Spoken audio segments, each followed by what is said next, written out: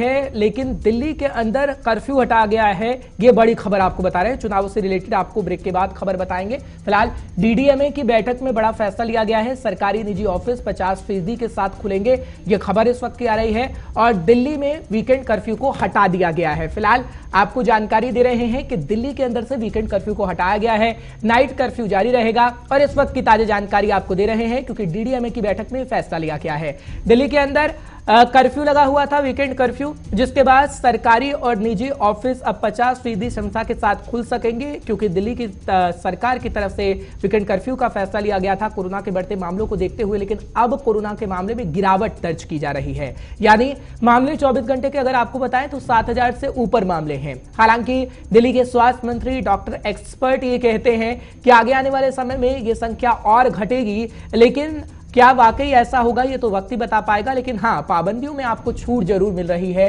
यानी weekend curfew हटा दिया गया है। सरकारी ऑफिस में, निजी दफ्तर में 50% की क्षमता होगी क्योंकि पहले ऑफिस को, जो प्राइवेट ऑफिस थे, उसे बंद कर दिया गया था, लेकिन अब 50% की क्षमता उसे होगी। हालांकि जब डीडीएमए की बैठक हुई है तो उसमें अहम निर्णय लिया गया है। हालांकि इस प्रस्ताव को पहले भी हमने देखा था कि एलजी के पास भेजा गया था।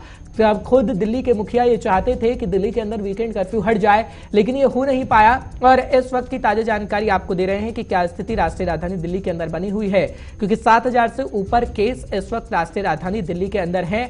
तो इसी के साथ अब दिल्ली के अंदर आपको छूट मिल रही है। अगर आप राष्ट्रीय राजधानी दिल्ली के अंदर रहते हैं तो आपको अब छूट मिल जाएगी। फिलहाल दिल्ली में कोरोना का ग्राफ लगातार ऊपर और नीचे जा रहा है। तो बीते 24 घंटे में आपको आंकड़ा बता रहे हैं कि 7400 से ज्यादा कोरोना संक्रमण के मामले हैं। दिल्ली में आज डीडीएमए की एक महत्वपूर्ण बैठक बुलाई गई थी, जिसमें दिल्ली में कोरोना को लेकर लगाई गई पाबंदियों पर ढील देने का फैसला लिया गया। और दिल्ली में कोरोना संबंधित पाबंदियों और कोरोना संक्रमण के बढ़ते मामलों पर हमारे संवाददाता उज्जवल कुमार ने दिल्ली के एलएनजेपी अस्पताल की deputy medical superintendent doctor Ritu Saxena से खास बातचीत की है, वो भी आप देखिए। कोरोना संक्रमण का ग्राफ दिल्ली में अगर बात करें तो लगातार कभी ऊपर जा रहा है, कभी नीचे जा रहा है। अगर बीते 24 घंटे की बात करें तो तकरीबन 7400 के आसपास दिल्ली में कोरोना संक्रमण के मामले दर्ज किए गए हैं। और इसी के बाद कहीं ना कहीं दिल्ली में एक बहस जो शुरू हो गई है वो ये है कि दिल्ली के व्यापारियों की बात करें तो वो चाहते हैं कि दिल्ली में वीकेंड कर्फ्यू और जो ऑड इवन के तर्ज पे दुकानें खुल रही हैं उस पर कहीं ना कहीं सरकार ढील दे सके। और इसी मुद्दे पर आज हम बातचीत करने के लिए हमारे साथ मौजूद हैं एलएनजेपी हॉस्पिटल की deputy superintendent Ritu Saxena ma'am है। इनसे जानेंगे क्योंकि आज एक बहुत महत्वपूर्ण बैठक भी होने वाली डीडीएमए की अनिल बैजल की अध्यक्षता में, तो बहुत मुमकिन है कि दिल्ली में कई चीज़ों पे छूट भी मिल सकती है। तो मैम से बातचीत कर लेते हैं। मैम देखिए, दिल्ली में लगातार कोरोना संक्रमण का ग्राफ कभी ऊपर आ रहा है, कभी नीचे जा रहा है।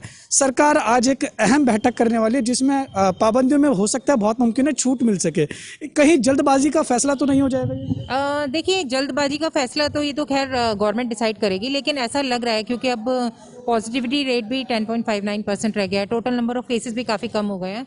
तो इसको अभी रिलैक्सेशन दी जा सकती है कि पब्लिक बाहर निकल सके, ऑड इवन का सिस्टम और वीकेंड कर्फ्यू हट जाए। लेकिन लोगों को अपनी तरफ से सचेत रहना चाहिए और लोगों को कोशिश करनी चाहिए कि अभी भी सोशल डिस्टेंसिंग, मास्क और हैंड सैनिटाइजेशन का उपयोग करें। और सेकेंडली, उन लोगों को ये भी ध्यान रखने की ज़रूरत नहीं है तो बाहर मत घूमिए, जितना हो सके कोशिश करिए कि घर में कन्फाइन रहिए। अगर आपको कोई सामान लेना है या कुछ लेना है तो जाइए, मास्क का प्रयोग करिए और वापस आके हैंड सैनिटाइजेशन करिए, क्योंकि गवर्नमेंट की तरफ से अलग उनकी प्रॉब्लम्स हैं, वो बाकी लोगों को भी नज़र में रखते हुए ये हटाएंगे। लेकिन हमें अपने एज अ पब्लिक हमें अपना ध्यान रखना चाहिए और कोशिश करनी चाहिए कि अपना बुजुर्गों का, जो जितने भी घर में लोग हैं, उनको ध्यान रखा जाए उनका। हाँ मैम, देखिए कहीं ना कहीं व्यापारी जो है वो भी मांग करें, लेकिन अभिभावकों की बात करें क्योंकि स्कूल काफ़ी टाइम से बंद हैं। अब कई अभिभावक चाहते हैं कि दिल्ली के स्कूलों को भी ओपन कर दिया जाना चाहिए। तो क्या वो फैसला सही रहेगा अगर दिल्ली सरकार स्कूल ओपन कर देती है फरवरी में? क्योंकि सूत्रों के हवाले से जो खबर मिल रही है उसके हिसाब से दिल्ली सरकार ये फैसला भी ले सकती है। देखिए, स्कूलों का खोलना थोड़ा जल्दबाजी हो जाएगा मुझे लग रहा है, क्योंकि बच्चे को समझाना बड़ा डिफिकल्ट है। हो सकता है बड़ी क्लासेस के बच्चे जाने लग जाएं, पर छोटी क्लासेस के बच्चे थोड़ा कम फॉलो कर पाते हैं, वो मास्क का प्रयोग ठीक से नहीं करते, हाथ भी धोने में उनको दिक्कत आती है बार बार।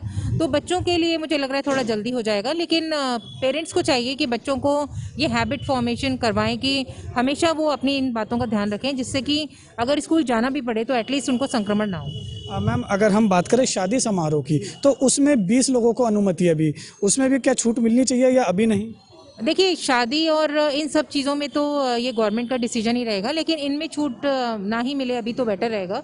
ये ज़्यादा इनका संक्रमण बहुत ज़्यादा तेज़ी से फैलता है, अगर हम किसी क्लोज स्पेस में देखें तो इनको अभी मुझे लग रहा है कि अभी रिलैक्सेशन ना मिले तो बेटर रहेगा। मैम एक अभी अध्ययन हुआ है जिसमें ये कहा गया है कि ओमिक्रॉन जो है वो स्किन पे तकरीबन 20 घंटे रहता है, प्लास्टिक की बात करें तो प्लास्टिक में तकरीबन वो और ज़्यादा घंटे रहता है। तो किस तरीके से लोगों को बचा जा सकता है और क्या इसके आने वाले समय में और भी ज़्यादा म्यूटेशन हमें देखने को मिल सकती है? देखिए सरफेस पे तो और भी बैक्टीरिया और वायरसेस रहते हैं, ओमिक्रॉन ही नहीं बाकी भी रहते हैं, एयर में भी रहते हैं कहीं, पर हम अगर अपने हाथ साफ रखेंगे तो हमारे अंदर संक्रमण नहीं जाएगा। तो कोशिश ये करनी चाहिए कि नाक और मुंह को ढक के रखें और हाथ साफ करते रहें, तो बाकी बीमारियों से भी आप बचे रहेंगे। मैम अगर एलएनजेपी अस्पताल की बात करें, इस वक्त यहाँ पर कितने बेड्स जो हैं वो कोविड से भरे हुए हैं, कितने खाली पड़े हैं, वेंटिलेटर पे कितने लोग हैं? अभी देखिए 85 सिर्फ बेड्स ऑक्यूपाइड हैं और उनमें से बहुत ही कम बेड्स पे आईसीयू पेशेंट्स, जो आईसीयू बेड्स हैं उन पे काफ़ी कम पेशेंट्स हैं। तो अभी देखते हुए क्योंकि 750 डेडिकेटेड बेड्स हैं कोविड के, उनमें से काफ़ी कम ऑक्यूपाइड हैं, तो देखा जा रहा है अभी, मतलब यही महसूस हो रहा है कि अभी संक्रमण कम होने की वजह से लोग कम आ रहे हैं हॉस्पिटल। लेकिन सतर्कता बरतनी अभी भी बहुत ज़्यादा बिल्कुल अभी बहुत ज़रूरी है, क्योंकि इसका कोविड का अभी पता नहीं कि कब केसेस बढ़ने लग जाए, तो कोशिश यही करनी चाहिए कि अपनी तरफ